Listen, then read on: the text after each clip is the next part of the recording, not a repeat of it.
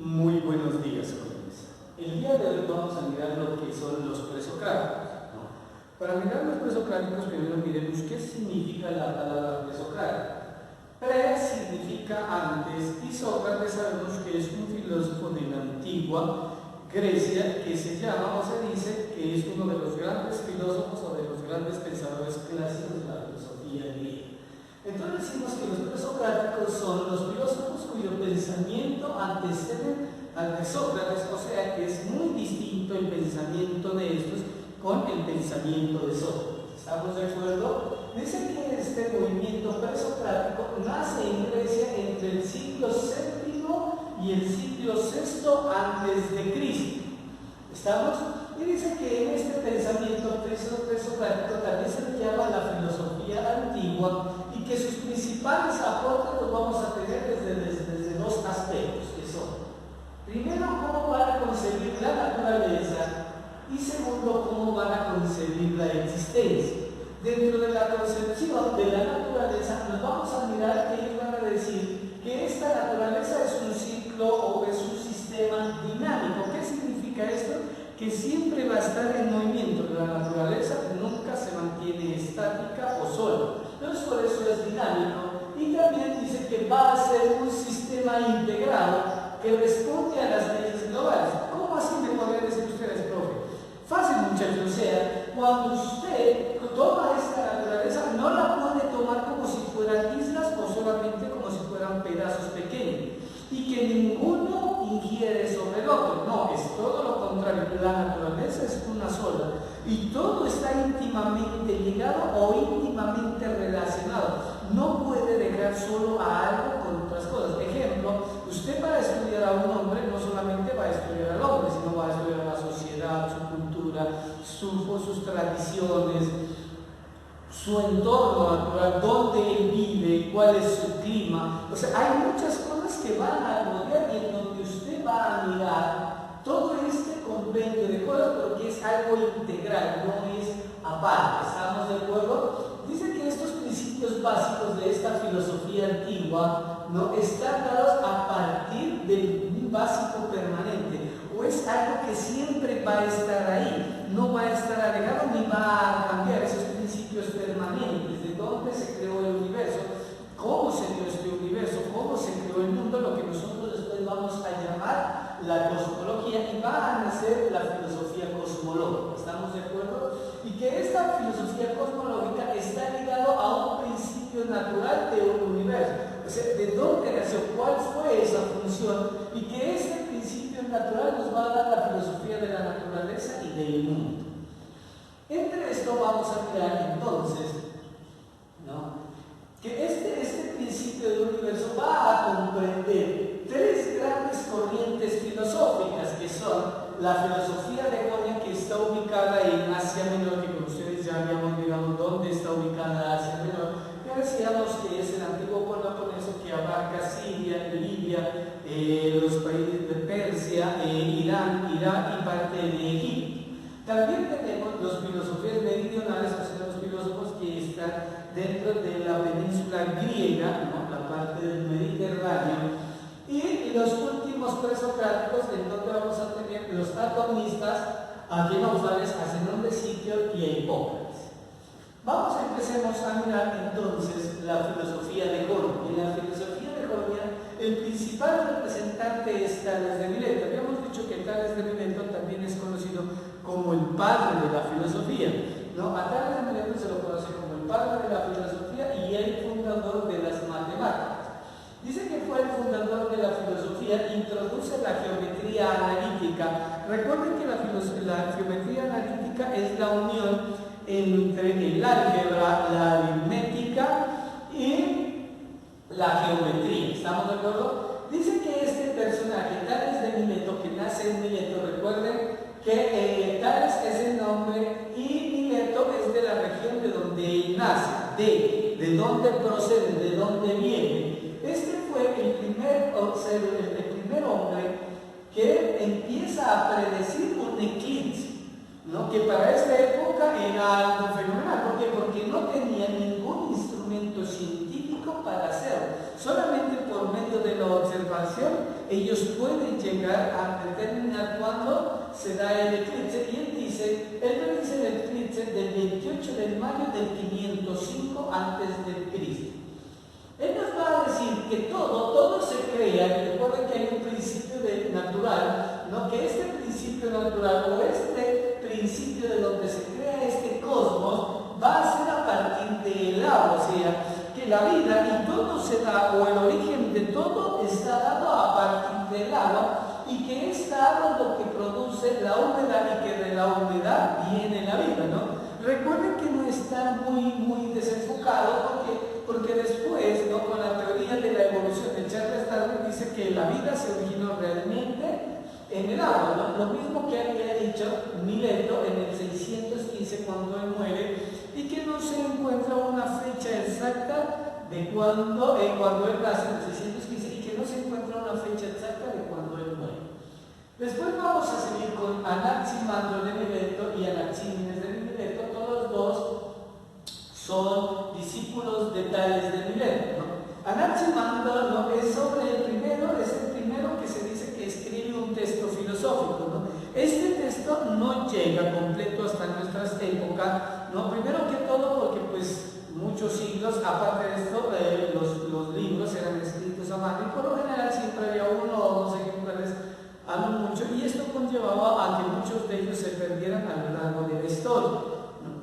Entonces dice que fue el primero que escribió el texto más antiguo de filosofía, es matemático, es astrónomo y es cartógrafo, ¿no? Al igual que su maestro Tales, es astrónomo, o sea, mira los astros, y por medio de esto puede percibir o puede describir qué está pasando en el universo y cómo se mueven los diferentes planetas o las diferentes estrellas dentro del universo. Es cartógrafo. Ustedes saben que el cartógrafo es aquella persona que dibuja o hace los mapas. Imagínense la calidad de estos personajes, ¿no? Y dicen que su principio único es el apeirón. Ahora sí ustedes van a decir, profe, ¿qué es el apeirón? El apeirón es la sustancia o materia. El apeirón es todo, es sustancia o materia. Todo lo que existe en el mundo es apeirón porque está hecho a partir de sustancia y materia, ¿no? Y mira el universo como si fueran cilindros, ¿no? ¿Cómo así que dirían ustedes? Fácil. Imagínense unos tambores, y aquí hay varios tambores, ¿no? Y en cada uno de esos tambores están metidos los diferentes partes del universo. O sea, en este tambor uno que queda aquí centrado va a estar la Tierra, en este tambor 2 que está más separado, más a la derecha mía, ¿no? Que sería a la izquierda de ustedes, va a estar el Sol, y en este tambor de acá que está a la izquierda mía van a estar las estrellas, la luna y los demás. Entonces él miraba como si fueran tambores o cilindros, y que en cada uno de esos tambores o cilindros está metido el universo, ¿no? En esta época era para ellos muy difícil de mirar cómo era el universo, y ellos casi por lo general siempre trataban era de imaginárselo, y por eso cada uno mira de distintas formas el universo. Después va a venir Anaxímenes de Mileto, ¿no? Que también va a ser discípulo de Tales de Mileto. Nace en el 580 y muere en el 524 a.C., ¿no? Este mira y dice que toda forma de vida tiene un soplo divino, ¿no? Que después también lo vamos a mirar, lo vamos a retomar en las religiones judeocristianas, ¿no? Porque judeocristianos, si ustedes miran, cuando Dios crea al hombre para darle a luz, lo hace por medio de un soplo, y con este soplo adquiere este ser humano alma, ¿no? Eso ya lo había dicho Anaxímenes, que todo ser vivo tiene un soplo divino, y su principio único va a ser el aire. O sea, decía que el aire era el que creaba la vida, ¿no? Y si ustedes miran dentro del reino vegetal, pues el aire, el viento, por lo general, ayuda mucho a que se haga la polinización, ¿no? Y posiblemente por esto Anaxímenes dice que el principio único de la creación va a ser el aire, ¿no? Ahí al final dice que el aire se necesita todo para que haya vida, y nosotros por medio del aire cogemos el oxígeno, el fuego por medio del aire toma el oxígeno, y todo esto dice Anaxímenes entonces que el principio único va a ser el aire. Heráclito de Efeso, ¿no?, nace en el 541 y muere en el 480 a.C. Se lo llama el oscuro porque es un filósofo que se aleja, vive lejos de toda la mayoría de la gente, por lo general poco hablaba con los demás, ¿no?, y no le gustaba interactuar con las demás personas, y por esto se lo llama el oscuro, ¿no? Él nos va a decir que la realidad es dinámica. ¿Qué significa que la realidad sea dinámica? Significa que la realidad está en continuo cambio, siempre está cambiando, no siempre es la misma, ¿no? Dice que el principio único es el fuego, porque dice que a partir del fuego todo se crea o todo nace a partir del fuego, ¿no? Y aquí representaríamos nosotros la teoría del Big Bang, ¿no? Y por ende sabemos que pues, el Big Bang es la teoría de la gran explosión, y en toda explosión existe fuego. Heráclito nos va a decir que todo fluye y nada permanece. ¿Por qué? Por esta misma realidad dinámica. Todo fluye, todo cambia, nada permanece estático. Mírense ustedes mismos cómo a lo largo de su vida han ido cambiando, ¿no? Se han ido transformando y ahora son muy distintos a lo que eran hace 10 o 15 años. Y dice que ella va a incorporar, ¿no?, la noción del ser. Esta noción lo que nosotros lo vamos a llamar la ontología en este momento, pero que Aristóteles, que vamos a ver, es un filósofo que sigue, vamos a mirar que él le llama la filosofía primera o la filosofía del ser. Aquí, muchachos, esto es los filósofos de la jonia. Entonces, la filosofía de la jonia vamos a tener a Tales de Mileto, Anaximandro, Anaximenes, ¿no?, y Heráclito de Efeso, que nace en Efeso. ¿Estamos de acuerdo? Ahora sí vamos a mirar los filósofos meridionales, que habíamos dicho que son aquellos filósofos que nacen dentro de Grecia, ¿no? Y tenemos a Pitágoras de Somos, ¿no? Recuerden que Somos es el lugar donde nace, y dice que nace en el 569 y muere en el 475 a.C. Matemático, ¿no? A Pitágoras se lo conoce como el padre de las matemáticas, ¿no? Dicen que fue exiliado por Policrates, ¿no? Policrates fue un tirano o un gobernante, ¿no?, de Somos, y que Pitágoras se fue en contra de él porque miraba que era un mal gobernante y que se había convertido en una persona que en vez de ayudar al pueblo siempre trataba de destruir o acabar con este mismo, ¿no? Dice Pitágoras que en la naturaleza hay un orden, ¿no?, que la naturaleza tiene un orden, ¿no? Y si ustedes lo miran, siempre está igual, siempre está este orden. Usted nace, crece, se reproduce y muere. Usted no nace, se reproduce, crece y muere, o no nace, muere, se reproduce y crece.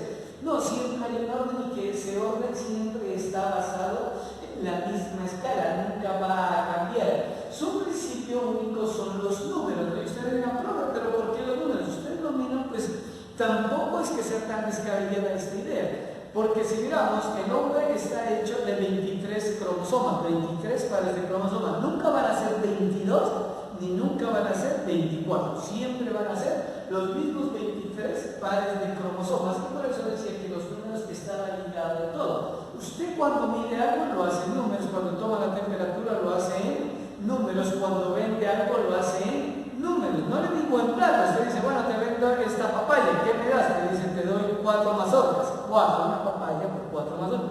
Lo está haciendo en números. Después viene, dentro de los filósofos meridionales, Parménides de Elea. Nace en el 530, pero tampoco se sabe, igual que Tales de Mileto, no se sabe el día o el año de su muerte, ¿no? Dice él que el ser verdadero no puede ser considerado por los sentidos, sino por la razón. ¿Cómo así, profe? Miren, que a veces el ser no es o no se puede dar a partir de los 11 sentidos, porque este ser, porque diríamos como Heráclito, ¿no? Heráclito diríamos que es dinámico, y entonces este ser cambiaría. Pero realmente el triángulo no cambia, el triángulo siempre va a ser el mismo. O sea, el triángulo, figura geométrica que consta de 3 lados, ¿no?, que tiene 3 ángulos, que sus 3 lados están unidos entre sí, y que la suma de sus ángulos internos da 180 grados. Entonces esto no va a cambiar. Y los sentidos, los sentidos sí puede cambiar, ¿no? Ejemplo, que si usted va y hace un triángulo y lo utiliza todos los días, pues el triángulo que usted usted lo miró hace un año y el triángulo que usted tiene ahora ha cambiado mucho, está golpeado, está descolorido, capaz que sus puntas ya no sean totalmente diagonales, entonces esto conlleva a que ya haya un problema, ¿no? Y lo que usted mire realmente no sea realmente el ser. El ser no proviene de un no ser. ¿Cómo así, profe, que el ser no proviene de un ser? Claro, el ser es por sí mismo y no por algo que no existe. Si no existe, no es, entonces dejaría de ser. ¿Estamos de acuerdo? Entonces dice que el ser no proviene de un no ser. No surge ni desaparece. ¿Qué significa esto? Que el ser nunca va a ser creado por alguien o destruido por alguien. Ejemplo, el triángulo. El triángulo no necesita que el profesor Carlos Sarama haya nacido para que él exista. Antes del profesor Carlos Sarama ya existía el triángulo. Sí, ya estaba el triángulo. Y cuando se muera el profesor Carlos Sarama, ¿dejará de existir el triángulo? No, él seguirá existiendo. El que dejará de existir es el profesor Carlos Sarama. Entonces el ser no surge ni desaparece. Después vamos a encontrar al filósofo Empédocles de Agrigetón, ¿no? Nace en el 496 y muere en el 424 antes de Cristo. Dice que rechaza la corona de Agrigetón, ¿no? De Agrigetón, porque Agrigetón era un rey, un emperador, ¿no? Y este dice que él no nació para ser rey, por ende, y que no está capacitado para ser rey, por eso se dice que él se va en contra de él y por eso es también expulsado de su polis. ¿Estamos? Dice que introduce el concepto de nous, ¿no? ¿Qué es el nous?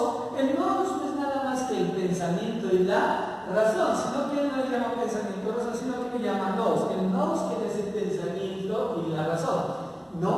Dice que este señor es encarcelado por decir que el sol era una piedra incandescente, no una piedra caliente, ¿no? ¿Por qué es encarcelado por Agrigetón? Recuerden que los dos tenían grandes problemas.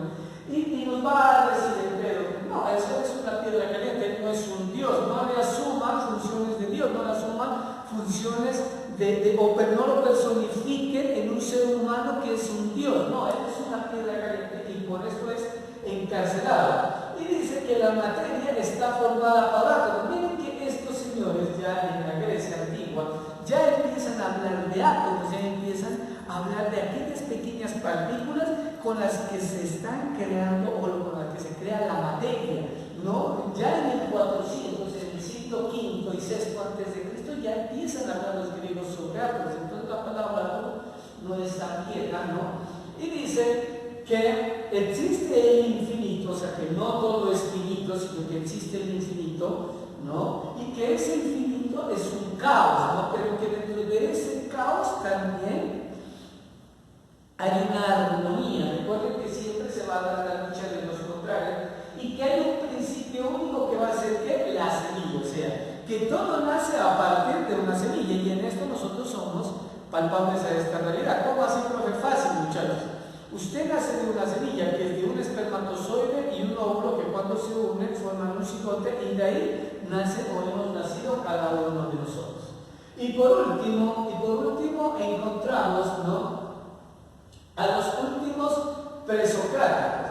En estos últimos presocráticos, ¿no?, vamos a encontrar a los atomistas, ¿no? Y estos atomistas van destacados por Demócrito. Demócrito nace en el 460 y muere en el 370 a.C.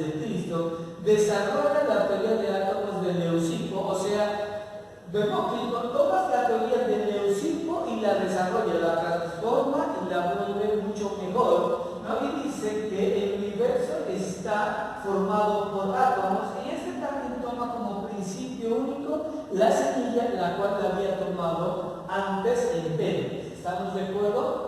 Por último vamos a mirar los últimos presocráticos. Entre estos tenemos a Cleófanes de Colón, que nace en el 580 y muere en el 475 a.C. y dice que el principio único o donde todo nace solo es de Dios, pero este ya abarca a un solo Dios, o sea, ya es una mirada más judeocristiana, ¿no? Es igual a la nuestra, donde solamente tenemos un Dios. Recuerden que estos griegos que en Grecia se habían dado representando la pluralidad de dioses. Tenían un dios para todas las cosas, ¿no? Para el rayo, el dios Zeus, ¿no? Para el volcán, las explosiones volcánicas, a Vulcano, para el amor, la diosa Venus, ¿no? Siempre tenían un dios para cada cosa. Genófanes ya dice que no, que solamente existe un dios y que a partir de este dios se da todo lo demás. También tenemos aquí a Zenón de Sitio, que nace en 336 y muere en 264, y él dice que todo está dado a partir de la virtud y de la razón. Él dirá que los principios únicos para todos son la virtud y la razón, ¿no? Su objetivo es alcanzar la felicidad. O sea, él decía que todos los hombres nacen solamente para ser felices. O sea, uno debe de nacer y debe de crecer y debe de desarrollarse con una finalidad última, que es alcanzar la felicidad. O sea, yo vine a este mundo netamente para ser feliz. Lo que cambia o lo que realmente se trastoca es cómo usted va a ser feliz. Hay personas que son felices de X o Y forma. Ejemplo, hay gente que la hace feliz comer, hay gente que la hace feliz tener mucho dinero, hay gente que la hace feliz tener una familia, hay gente que es feliz solamente por estar vivo. Entonces, mire cómo va a cambiar este planteamiento de felicidad. Pero al final, todos debemos ser felices. Y por último, dentro de estos últimos presocráticos, vamos a tener a Hipócrates de Cos, ¿no? Este se le llama que es el padre de la medicina. A partir de Hipócrates nace la medicina, porque Hipócrates ya le va a quitar la función de que uno se enferma de los dioses. Dice, no, Dios nada tiene que ver, los dioses nada tienen que ver con que uno se enferme o esté sano. Uno se enferma por factores externos o internos y cómo estos afectan el cuerpo o la naturaleza. ¿Cómo así? Ejemplo, factores externos, ¿no? Tenemos un factor externo. Usted vive en un cuarto que está lleno de humedad. Entonces, ese factor externo que es la humedad va a llegar a que su cuerpo se enferme de humedad. ¿Por qué? Porque sus pulmones también se van a llenar de esta humedad, se van a llenar de hongos, y estos hongos después le van a usted a afectar, le van a dar una neumonía. ¿Estamos de acuerdo? O internos. ¿Cuáles son los internos? Ejemplo, el cáncer. Todo el mundo, o todos los seres humanos tenemos cualquier clase de cáncer. ¿Por qué? Porque el cáncer son células que han nacido con un defecto y que estas a su vez producen más células con este mismo defecto. Algunos se les produce, otros no. Y entonces por eso decía Hipócrates que todos nos enfermamos por factores internos o externos. Esto es todo, muchachos, lo que son los filósofos presocráticos. Espero que hayan comprendido un poco la clase, ¿no? Y que en las clases ya virtuales, en nuestras uniones virtuales, podamos cambiar o tratar de dar explicación a alguna de sus figuras. Ahora los dejo y para que miren el siguiente video. Muchas gracias.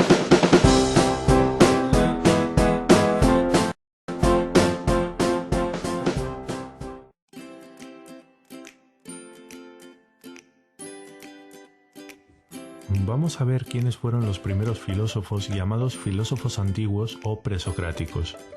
Pre significa en latín antes de, por tanto, presocráticos quiere decir que estos filósofos fueron anteriores al gran filósofo Sócrates. Sócrates nació en el siglo V a.C., así que la franja temporal en la que nos moveremos será entre el siglo VII y V a.C. Tales de Mileto ostenta el título de primer filósofo. Decían de él que era un sabio distraído, un hombre de gran inteligencia que viajó por Egipto y Caldea, donde aprendió conocimientos matemáticos e hizo observaciones que le serían de gran ayuda en sus investigaciones. Imagínate que estás frente a una pirámide con la única herramienta de un palo y te pido que midas la pirámide con la ayuda del sol. ¿Sabrías hacerlo? Yo tampoco, pero Tales sí sabía. De hecho, ha pasado a la historia de las matemáticas por darle nombre a una serie de teoremas sobre triángulos semejantes.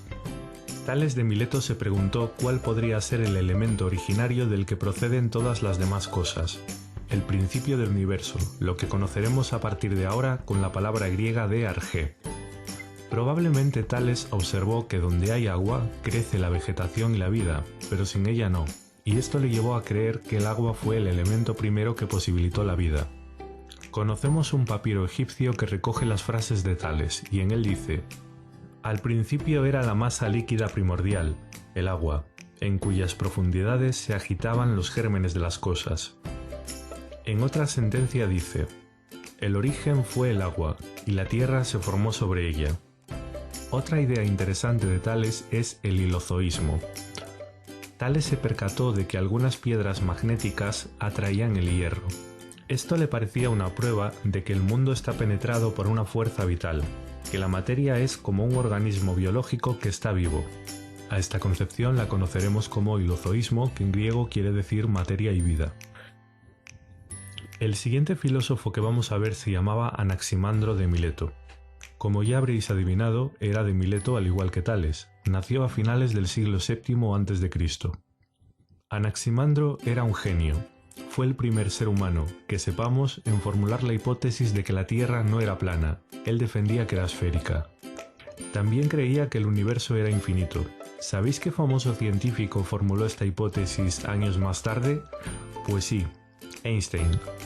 Anaximandro también fue el primer pensador que intentó explicar el origen del ser humano racionalmente. Se dio cuenta de que cuando nacemos somos muy débiles y necesitamos protección. Esto le llevó a creer que quizá los primeros seres humanos se hubieran creado en un medio menos peligroso como el agua. Ok, quizá no pensó en los tiburones. Lo cierto es que hay tesis biológicas que afirman que la vida no comenzó en la Tierra sino en el agua, así que no estaba tan desencaminado. Anaximandro no estaba de acuerdo con Tales de Mileto en que el arjé fuese el agua. Él creía que el arjé no podía ser algo tan concreto, ya que tendría que ser algo que explicara la derivación de todas las cosas.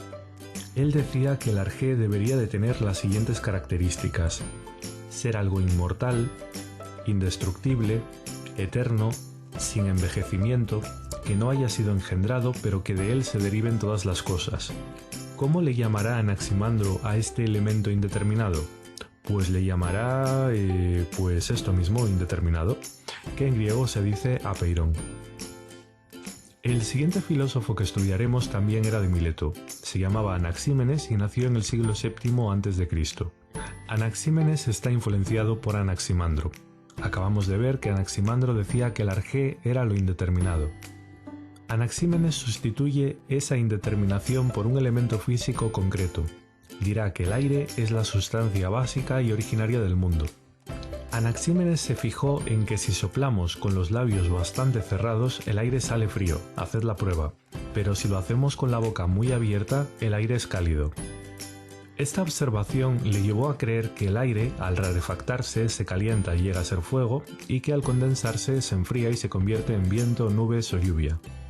Hoy sabemos que Anaxímenes estaba equivocado, pero aún así tiene mucho mérito su teoría porque fue el primer filósofo que intentó explicar un mecanismo de cambio. Esto es, cómo un elemento se va transformando y dando lugar a otras cosas. A Heráclito lo apodaban el Oscuro. Esto ya nos da una pista de que es muy difícil interpretarlo. Le gustaba escribir de forma enigmática. Heráclito creía que el arjé del universo es el fuego. Probablemente debamos entender esta afirmación como una metáfora y no en sentido literal. Decía que el mundo siempre fue, es y será fuego, y que las cosas individuales salen del fuego y vuelven a él, creándose así un ciclo cósmico. No os preocupéis si no lo habéis entendido muy bien, ni siquiera los filósofos profesionales se ponen de acuerdo sobre qué quiere decir esto. Heráclito también defendía que en el interior de cada cosa hay una estructura contradictoria. La oposición es lo que le da sentido a los elementos. Por ejemplo, si nunca hiciera frío, no podríamos hablar de calor, pues el frío y el calor se dan sentido mutuamente. Si no existiera un término, el otro se diluiría. Todo este fluir está regido por el logos, una razón única que rige el universo y que todo lo organiza y orienta. La idea más famosa de Heráclito es que el mundo está en constante movimiento. No es posible descender dos veces al mismo río, pues si te sumerges en el río dos veces, el agua será diferente y nosotros seremos más viejos. Cuando decimos que todo está en movimiento, no nos referimos solo a un movimiento local, debemos entender movimiento en un sentido amplio, como cualquier tipo de cambio. Si estamos de acuerdo con Heráclito en que todo está en constante cambio, se nos presenta una dificultad. ¿Cómo podemos conocer algo si ese algo está en constante transformación? Vamos a contrastar la opinión de Heráclito con la de Parménides.